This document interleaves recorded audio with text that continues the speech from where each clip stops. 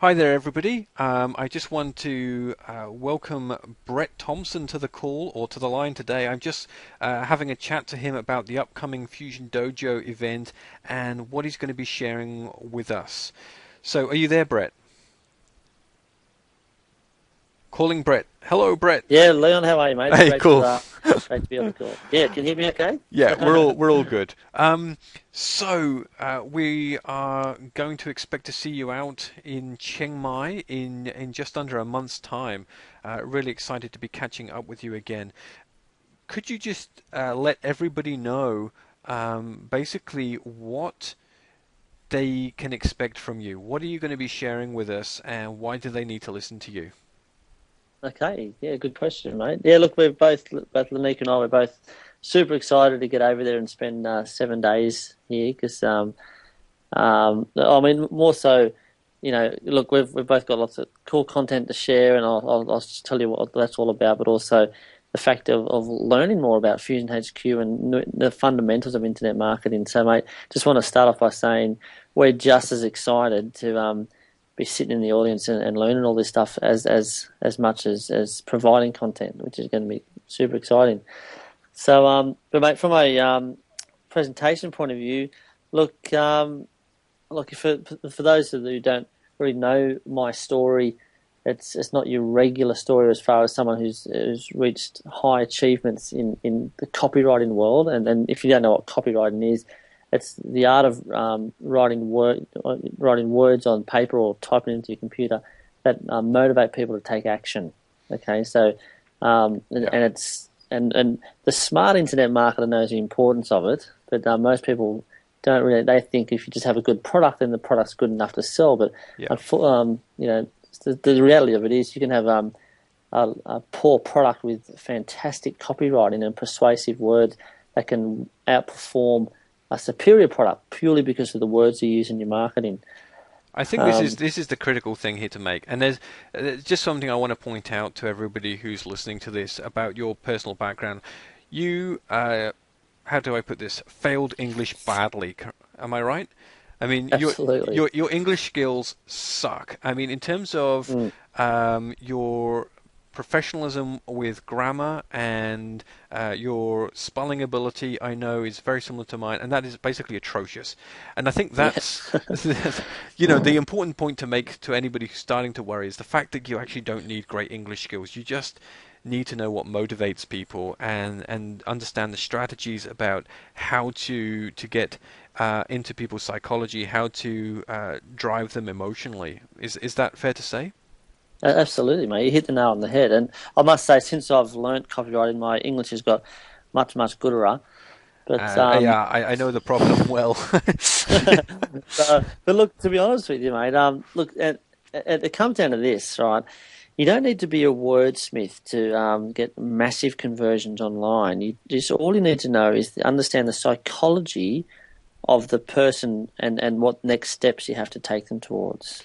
Yeah, and I So think I think that's exactly right. And I think the other thing that I see a lot of people starting online making the mistake of is, as you said, quite correctly stated, that they think that they just get a product up online and it'll start selling itself, and that's just mm, simply not the case. You need those words. And I've often said that good marketing and good copywriting can sell total junk, but a mm. good product needs the help of that copywriting to get it out there, to get that kickstart before word of mouth will kick in. Yeah, absolutely. And the cool thing is, which is exciting, anyone can do it, Yeah, right? Even someone with a poor English background. And I often say that someone with an educated or like who've been institutionalized and have I feel compelled to use big words, man, they're at a hindrance, yeah, right? Because the comprehension rate of most Western people is equivalent to a grade 8 student or someone who's 13 or 14. So look, so a skilled copywriter, their magic comes in simplifying things and making it just very simple, and it's because the confused prospect will never buy, so and there's some so great that advice straight away. The first tip of the day there from Brett, but basically dumb down your copy. Is that correct? I mean, just simplify it Absolutely. right down so that basically a 13-year-old could understand what you have to say. And if you can do Mm. that, then you're already streets ahead of many people. Yeah, absolutely. In fact, my twin boys, when they were around that age, I used to write some sales copy or even the offer if I was coming up with an offer because that has to be clear as well. Um, and I used to ask them to read it out. Can you read this back to me? And if they'd start reading it out aloud, and if they tripped up, I said, "Well, stop," and I just put a little red mark around it. So keep on going, and I'll get them to read the whole thing. And then I'd go back and I'd just simplify where they tripped up. Because here's the thing: if they tripped up at that age, then I know people reading it on the screen will trip up. And what they do is they start skim reading, and you've lost the flow. You've Right. lost it. And I know another famous copywriter used to go to a supermarket and pay the person who just packs the bag, pay them something like $10 to read their sales copy, and for the same reason, because he had to make sure Great it tip. was going to be Yeah, I mean, simplified. I've heard other copywriting trainers often state that you should read your copy out loud to somebody else when you've completed it. But I think what you're suggesting here is even more powerful, and that's simply having somebody with a low level of education, or a lower level of education at least, to do the reading of the copy for you, so that you can really hear where somebody else. Because if you know your copy inside out, the chances are you won't be making the same mistakes that somebody else will. You'll know where how to intone and how to add emphasis where you want it when you actually read it out. But somebody who hasn't written that copy isn't able to do that. They don't know where you intended emphasis to be, so they will just read it naturally, as the way that somebody else who doesn't know your copy will read it. Yeah, absolutely. Yeah, you're spot on, man. That's exactly right. And the reality is, let's be real, not everyone's going to have someone to do that. Yeah. Okay, so it's just, I mean, in a perfect world, it would be great. And often, sure, they say, "Oh, lucky you had kids to do that," because I had to bribe them. My kids, I had to pull them away from Xbox and give Yeah. them incentives. I mean, they're little entrepreneurs themselves. So, But the but idea of going down to the local supermarket, that's $10 well spent, isn't it? If you can just basically pick up yeah. somebody to basically pre-qualify what you'll learn from that feedback, you'll make Mm. so many times over in terms of increasing your conversions by fixing that copy. Yeah, absolutely. And how many, you know, single mums out there or someone who would be happy for just to spend an hour for $10, $20, whatever, and just read it and give you their honest feedback. Yeah. Um, so yeah, so being a bit ignorant to topics and not being too overeducated does help, Yeah. because that's the market. You. I mean, in saying that, I mean, I always another tip I live by and teach is write as you speak, write as in a conversational tone, as if you're having a conversation Yeah. like we are, or over a kitchen table at a barbecue. But there's a caveat to that. You've got to write as your market speaks, okay? Because if you're selling a product to a certain market, they have their little conversational, idiosyncrasies, all those little things and you have to Yeah. write as your market speaks. Use your niche vocabulary, if I can Mm, even pronounce that correctly. So, yeah, yeah, yeah, use the words and the industry speak to connect with your audience. I yeah, mean, and dumb it down. yeah, Yeah, and just very quickly, one thing I do I to do that and to make because it's all about readability. The more they read, the more they buy. I get people to write that down. The more they read, the more they buy. So people get turned off when they see big long paragraphs oh, or or, or, or absolutely. or long sentences which have got big words with multiple syllables, right? Just if there's a simple way to explain it, then that's what I always do. I generally have one sentence paragraphs or maybe two sentence paragraphs, Yeah, and just really so it's not. I mean, people. I have the idea in my head that most people don't want to read and they hate reading. So if they click on your site and the first thing they see is an 8 sentence paragraph, they won't even read the first letter of the first word before they'll already decide they're not going to read it. yeah, Okay. the Does mind it goes look into too? overwhelm, doesn't it? It just kind of like freaks out. You see all this block of text, and it's like that goes into the too hard basket. I think some Yeah. people will switch off and they kind of make the intention that they'll read it later, but the reality is they never could do. They never come back to it. Correct. Yeah. It's just what I call um, instant sales friction. Yeah. Actually, Yeah. I was just reading. I mean, here's a coincidence, and it is this is a genuine, honest coincidence. I just picked up Brett's book this morning. I mean, he gave it to me 8 months ago, so there's my kind of confession. But I picked it up this morning and I started reading it, and you know, it's really interesting that you've written it in a very similar style to the way that I wrote my book, which is very short paragraphs, and it's exactly what we're talking about. Even when we write books, I see that you do exactly the same inside your book as you would do in a sales letter, and that's to chunk Mm. it down, really short sentences, really short paragraphs. And I know when I Mm. sent my book my editor originally, the first she sent the first chapter or two to me as an example, and she stuck all of these paragraphs together. She'd like condensed it down. I'm like, no, no, no, no, no, don't do that. You know, it was laid out very, very intentionally, and people have Mm. come back to me and said, oh, you know, I was able to read your book where I wasn't able to read any other book. They were able to pick it Yes. up because the chapters are short, the paragraphs are short, the sentences are short, the words are short, Yes. and you know, I picked up your book and I realized you'd done exactly the same, and I was almost late for our chat this morning because I was so engrossed. I couldn't put the book down because I kept finding myself like just reading the next paragraph, and I think that's what you need to make sure that your sales copy does. Mm. Yeah. Absolutely, man. It's all about readability. The more they read, the more they buy, and you just want to make it as seamless as possible. So yeah, it is a matter of dumbing it down. And for me, that wasn't too hard to do because I didn't. I think I went through all school as a bit of a party and a social event, really. But other people who have been conditioned, be it through ego or whatever, just to use big words and sound all intelligent, man, they can bore people to death, and Yeah. they suffer from poor sales because of it. And I think there's a couple of other things that I really notice about copywriting just from again looking at your book, which is called Client Rush for those who want to go and check it out.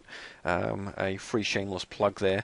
But basically, two things. The first is that copywriting isn't just about writing a sales page. It goes into everything that you do within your marketing. So whether it's writing a book, writing the ebook, you want people to actually read the content. So there's a lot of Mm, strategies in copywriting that I see that you've applied to your book just to make it more readable, to be more enjoyable. mm, The emails that you send people, copywriting isn't just about the sales page, right? It's about the emails that you send people, even the subject line that you put inside of the email, what blog posts you write, what social media communications you have. There's so many different ways that you can apply the principles of copywriting in every part of your communication. yeah, yeah, absolutely. You're spot on, and you're right. I mean, emails is a big part of what I do. I spend more time writing emails for myself and for my clients than anything, and it is a sales formula as well, especially with the subject line, because that's basically a headline. Because I know that most people wake up in the morning, they open up their inbox, and most people just start delete, delete, delete, delete, because they're on so many lists, right? So I know you could have the best written email, the best offer in the world, or whatever, super excited about. But if your subject line sucks and it's unemotive or just uninspiring or no curiosity or whatever, then Yeah. you suffer the consequences. So Yeah. yeah. The other thing I know that you're a big fan of and is big in copywriting, but I see so few people doing very well. But it's what makes your book so readable as well, is that you tell a story. In fact, you tell lots of stories, and Mm, all of the different ideas and the examples you've got in here are stories, mm, which makes it so much more engaging. Oh mate, that's one of the biggest secrets. Really, is being a great storyteller. Yeah, Because we've all grown up on stories. You know, been read bedtime stories since growing up, and we all love watching a DVD or going to the movies is kind of like visual Valium. We love, but there's so much power in the story, because what it does, it actually once you hook people into a story, it completely isolates from everything else, all their concentration. They're focused on the story because they want to know how it ends. Okay, Yeah. so if you're just giving, if you compare a story to just giving facts and things like that, it's easy for them to get distracted. But a story really engages them, and they want to know how it ends. So you've really got their undivided attention, and you can do a lot of teaching. And another thing is, people don't believe you or believe me when you write, and whoever's listening. Most people, especially the online, the internet is the most distrusted medium in the world. But so trust is the biggest commodity, and belief, and people won't buy off you if they don't believe you. So stories is a great way to get your message across, because it's more of like a third party example, Yeah. and it's a very powerful Yeah, technique. they act as a Yeah. testimonial in essence, right? So they act as a way to engage, to create curiosity, to create engagement from the customer. They provide Mm. ways to illustrate and exemplify points, and they provide a way to deliver a subliminal testimonial. Yeah, absolutely. Yep. Can I just read out a section of your book here? Sure, Um, man. Go for this it. is this I love this. It says the story is about a salmon company who was selling white salmon in a can. Business was going well until a big competitor came in selling pink salmon. Their sales plummeted in a huge way. They brought in a marketing expert to try and help them get out of the slump. So here we've got the story set up. Like, I mean, this is only a very short one, so please stay with me. But like, you've basically set up the story here to engage curiosity. Like, people want to know, how does the selling the company selling the white salmon get out of this problem? Mm. And so the guy did his research. He came back to them with a proposal. And he said, I'll give you my answer, but as long as I can have a small percentage of the sales. And I think, again, for anybody getting into copywriting, this is a huge part here, a huge point to make, is the fact that, as a copywriter, you can also get a percentage of sales. You can actually, because the skill is so important, that to companies, that they will often be prepared to give up a percentage of the sales in exchange for the skills, because they can make such a difference to the bottom line profit. Anyway, Absolutely. so they chatted about it and said, okay, we'll hear it. So he came back with their USP. That's their unique selling proposition. Again, this is selling white salmon, and they wanted to shift the sales away from the pink salmon. So his USP for the company was, enjoy fresh white Pacific salmon before it turns pink. I mean, that's freaking awesome. I mean, Yeah. it just shows you don't need to know anything about copywriting to know that would create doubt in people's mind about pink salmon, unless they were really well educated. And I don't know. I just think if I read that, I'd be like, oh, well, obviously Yeah. then the white salmon must be better. Yeah. Yeah. It's That's such a yeah. simple line, and it just shows you the power of copywriting. A single sentence can Yeah. completely change your buying decision and your entire perception of salmon in a single Yeah. line. I think that's just Yeah. absolutely awesome. Yeah, it's brilliant, isn't it? And there's the book's jam packed with examples like that, and it really is just yeah, it goes to show just one or two words can completely alter the perception of your product, and Well, which is cool if you have that skill to use it in the right way. yeah. But it can be devastating if you don't know it, and if it's used against you, or Well, absolutely. I mean, don't know. just in that example alone, I mean, that Yeah. a single sentence Mm. changed the course of a company's direct, success. 1 minute Yeah. they're heading downwards, and within a single sentence, suddenly they're reclaiming the market share and damaging their competition. And it's a single Yeah. sentence. Yeah, that's right. Oh, there's another small example, not as cool as that one, but there was, but pretty significant for people involved. There was, and this is a true story, which I saw it on a morning show, and I made a blog post out of it. Whereas they were a banana in a fruit a place selling fruit, whatever you call it. They were really struggling to sell these small bananas, because the big ones, were out selling them. Anyway, and they were importing all these other bananas, and the local company who's farming, they were about to go broke, and it was just dire straits, because they were just really struggling to sell these smaller bananas. So the person at the fruit shop just put one single sign up, and they call them lunchbox bananas, and all of a sudden all the mums just started grabbing them, and Wow. that one little word, lunchbox bananas, just saved the company and saved the business, and Wow. all the mums, That is pretty cool. 2 words. yeah, that's right. So there you go. It was it goes to show the power of words, man. And what I love about this, it's again, I always emphasise this, that you don't have to be a brainiac genius. It's a skill that can be learned. Yes.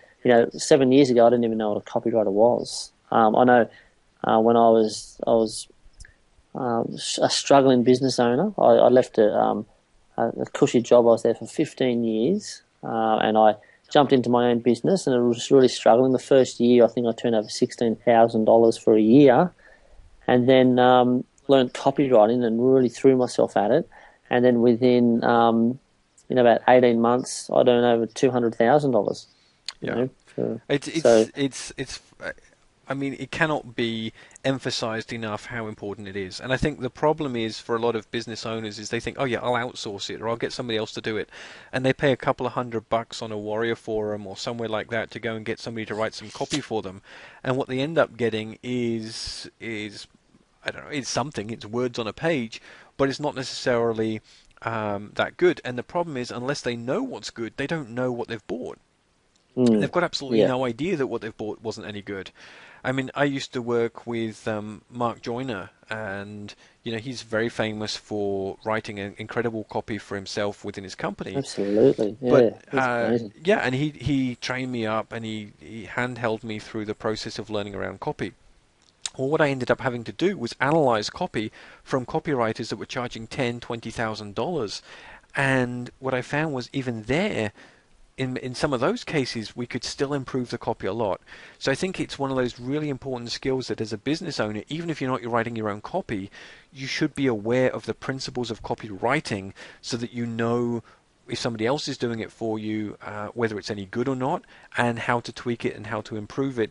Because at the end of the day, every small adjustment can make such a difference on increasing your conversions. Yeah, that's such a good point, mate. You're right. You don't have to be a top gun copywriter yourself, but having a good eye for it and knowing what's good and what's bad is a very valuable skill. Yeah, Yeah. absolutely. Even if you're not doing it yourself, you should still, as a business Yes. owner, be aware of what is good, what is not, and know the difference. Mm. Yeah, absolutely. So you're coming to Chiang Mai. You're going to be teaching some hardcore copywriting skills to the people who are going to be there.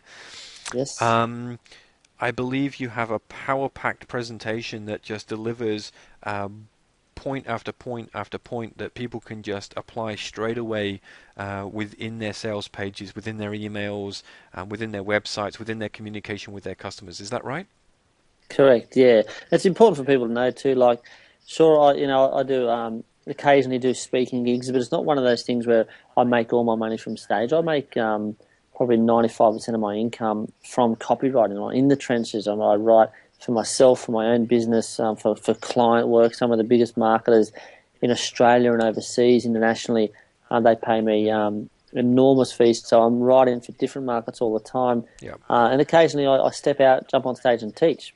So it's not a lot of it's principles. So a lot of the tricks and fads, they're great, but the principles is what you need to know. So it's a very high content presentation. It is. Everyone's going to be I've actually yeah. had the pleasure of seeing you speak on stage before, and I have to say you are an extremely entertaining presenter. I love the way that you deliver the content, and perhaps it's from that background of being an engaging copywriter, but it just is so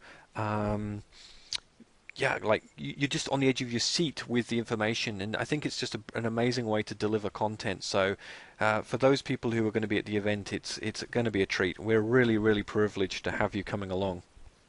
Oh, appreciate that, mate. Thanks.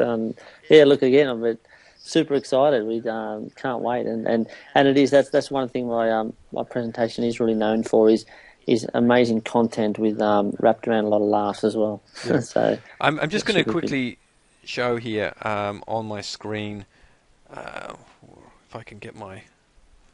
It's locked up. Where's my? I do apologize about this, everybody. Why is my? Oh, there we go. Um, Here's a quick overview of some of the other people who are going to be there. As you can see, Bret's listed as number one. Um, we've also got David Kavanagh coming along. David's another Aussie, but he focuses a lot on the online offline integration process. And we've got Ed Kile Smith, who is actually another Australian, but he focuses on pay-per-click advertising. Again, somebody deep in the trenches. You know, this isn't somebody out there teaching pay-per-click courses and then making all of their money selling you the information. This is somebody who has repeat business time and time again. He deals with real businesses and provides pay-per-click advertising services to manage their accounts for them, and he has no contracts, yet 80% retention rate purely from repeat business because what he does works. So again, we're really, really honored to have him coming along. We've got Tony there, who is an IBM employee. He actually works for IBM at a high level for systems, processes, etc. So he'll show you how to systematize your business and how to really plan your projects. A really, really important skill. There's going to be myself. You know, I'll be looking at sales funnels. I'll be looking at the importance of autoresponders and how to automate a lot of your business and to generate increases in conversions and increase a return on investment from your prospects. We've got Sigrid. She's coming along. She's actually written her own book, and she'll be focusing a lot on how you can use information to increase your business. We've got Mitch Carson. Mitch was a pitchman on the Home Shopping Network, made millions selling through infomercials. And so he knows a lot about really how to brand a product. And actually, his latest focus has been YouTube and getting YouTube videos ranked in the matter of minutes to hours rather than days or weeks or not at all. And so, again, really helping you get yourself found on the internet, helping you get yourself branded on the internet. The next guy, Stephen May. I mean, this guy is fascinating. You know, he's actually a pet guru. You know, a lot of the internet marketing seminars you tend to find people who are specialized like we are in the internet marketing niche. Um, but this guy focuses on pets and pet lovers, and he's got over 550,000 follow fans on Facebook, and these are all genuine fans that are actually following him, not bought or paid or any of the other nasty tricks that a lot of internet marketers tend to do. Genuine fans that are signing up at a rate of 800 to 1,200 people per day. He's building his fan base by. And he's going to be, again, he doesn't teach Facebook marketing or anything else. No, it doesn't make his money selling Facebook courses like a lot of other Facebook gurus out there. This is somebody who uses Facebook for branding his business, and he's going to show you how you can do exactly the same thing. We've got Jeff Slater coming out. Some of you may know Jeff. He's been building quite a name for himself in Australia. Him and his business partner have created 5 separate companies that all do 7 to 8 figures each. I mean, that's pretty impressive. And he's going to be showing you how to sell high-ticket items. You know, we're talking about products from $500 to $1,000, and then from $1,000 to $10,000 price bracket, and then from $10,000 to $100,000 price bracket products. He's actually got people paying him $100,000 a year for his high-end products, and he'll show you how to do the same. That's pretty cool. We've got Gaz Cooper coming. Gaz is a Brit who focuses on forum marketing, and he is going to be showing you how to tap into forums and establish yourself as an authority, how to tap into a source of highly targeted free traffic. And I mean, this is old school strategies that still work as good as ever. He'll be showing you exactly how to do that. Nick Halleck, another top name in the industry. I mean, Nick's been around the block more times than most of us could count. And this guy is so successful. He's bought his own island. He trained as an astronaut and became the first Australian civilian astronaut. That's pretty cool by any standard. He's also dived down to the bow of the Titanic, one of the few people in the world ever to do that. So he's all about living life to the full. And he'll show you again how you can get your information out there and how to really build a profile for yourself using information.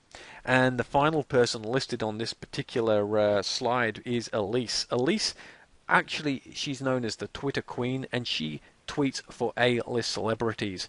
Her own personal following is over 450,000 Twitter followers, rated as one of the top 100 entrepreneurs to follow on Twitter. I mean, she really knows her stuff and is a, Twitterholic. I mean, this girl knows how to tweet, and so she'll be showing you again how to leverage the power of Twitter within your business and to build your profile, to build your brand, and to generate traffic. So, we've got a couple of other people coming along, but this is this is some high power, really detailed information that you can use to apply to your business. So, and just the networking alone with some of these guys is going to be worth its weight in gold. Yeah, absolutely. Super excited, mate. I know both Lanika and I have championed the bits to get over there, so it's going to be great. I'm just going to show a couple of photos quickly as well here, just because I'm on a roll and I've got my slide here. This is where we're doing it. This is the Shangri-La. Now, you see, this is not some backstreet hotel. This is 5-star luxury, and we've booked the auditorium, which is just nothing short of one of the most outstanding conference rooms you could ever hope to find. And so we're going to be doing this event in total style. And so I really hope that if you have the opportunity, you can come out and join us at the Shangri-La and enjoy the 5-star luxury, the networking, and the absolutely awesome content. I mean, these guys are coming out to deliver 100% pure content. They're not actually, each of the speakers, some of them have something to sell because that's what they do, but they're not going to be pitching you during their presentation. They're not allowed. They have to deliver 100% pure content during the presentation. So that's, again, something that's pretty cool because these guys are committed to delivering only the best level of content. And here's just a quick photo of the first event that we did down in Phuket. So you can see, it's not a massive, massive conference. This is a small, intimate group of people that get to know each other and spend time with each other, get to meet the speakers and hang out with each other. Mm. Yeah, what I like about it too, man, I mean, it's 7 days and people think, well, holy, people struggle to find a weekend. But mate, look, in comparison, if you really want to set up a profitable online business, and I'm coming from someone who's, from the technology point of view, I'm fairly green, but look, I'd much prefer to learn the fundamentals and the basics and from start to scratch in 7 days instead of trying to fit it into my life over 2, 3, or 4 years. I reckon it's like ripping off a Band-Aid. Get in there and learn everything you need to know in one go.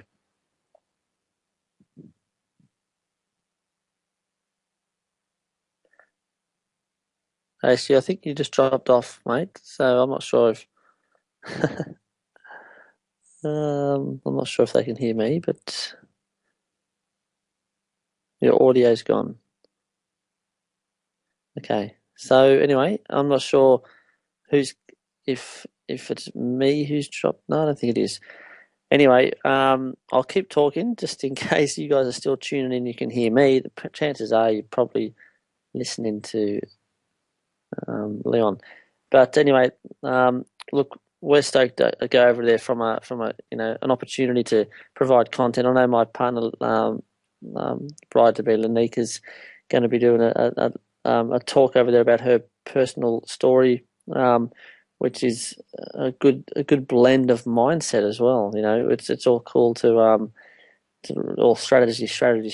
But look, I know I believe, a firm believer that your income will match your self worth. Okay, and it's worth repeating. Your income will match your self worth. So sometimes you can have the best strategies at your hands and have all the tools, and then there's something that just doesn't make it happen. Okay, and I know there's going to be a good blend of people who can talk about that. Lanika, my partner, who's got and also Pat Mesiti. They're both experts in that area. So it's going to be a great mix, a lot of fun. But one of the biggest powerful things is the networking, and that's something that's all us speakers, we understand the power of it. A lot of our relationships are built from seminars. Sure, you can buy home study courses and read from books and DVDs and things like that. But look, and that's great. Okay, I'm not knocking that, but you go to a seminar, meet one person at the bar who's got some mutual benefit skill that you can use or whatever, and you can do a joint venture.